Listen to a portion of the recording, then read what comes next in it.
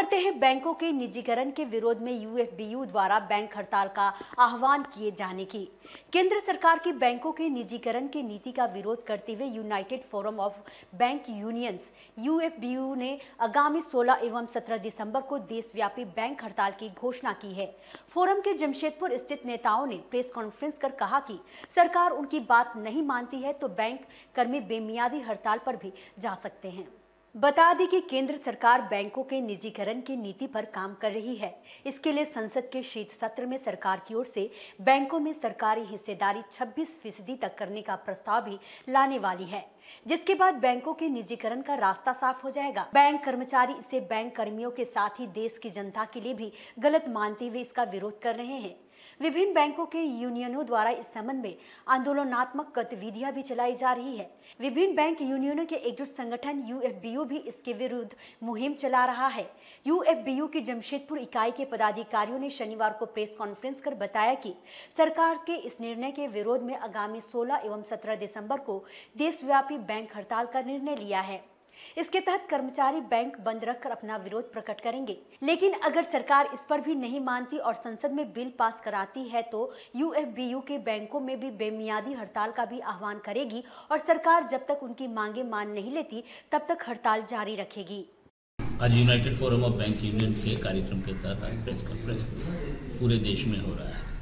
हम लोग आंदोलनरत हैं क्योंकि ये विंटर सेशन में गवर्नमेंट बैंकिंग अमेंडमेंट कर रही है बैंकिंग लॉज में, बैंकिंग लेजिस्लेशन एक्ट में, जिसमें कि अपनी हिस्सेदारी को वो 26% तक लाना चाह रही है।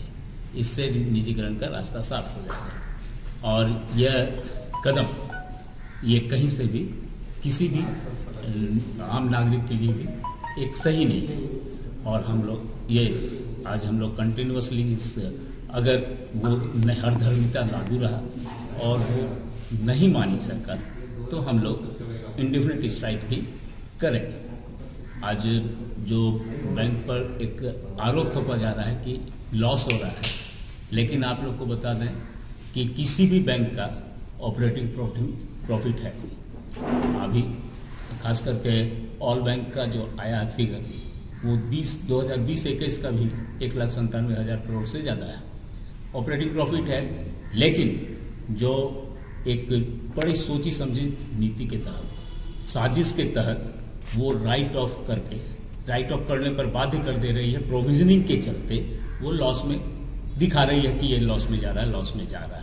एक नया कानून इंसॉल्वेंसी बैंक्रप्सी कोड लाई है गवर्नमेंट, जो कि जिसके माध्यम से वो सारे मतलब डिफॉल्टर जो खास करके बिग डिफॉल्टर है उनको वो बहुत औने पौने दाम में वो एक निपटारा कर रही है।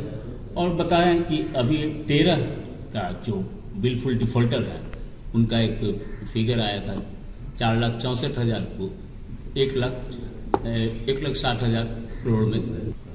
अभी हम लोग तो विरोध कर रहे हैं और सारे यूनियन सारे बैंक कर्मी हम लोग एक umbrella union United forum of bank union के तहत हम लोग एक इसको संघर्ष कर रहे हैं और ये लगातार संघर्ष चलेगा जब तक कि हम लोग की बात नहीं सुने। और दिन भर की ताज़ा अपडेट के लिए बने रहे हमारे साथ ही हमारे चैनल को लाइक, शेयर और सब्सक्राइब करना ना भूलें।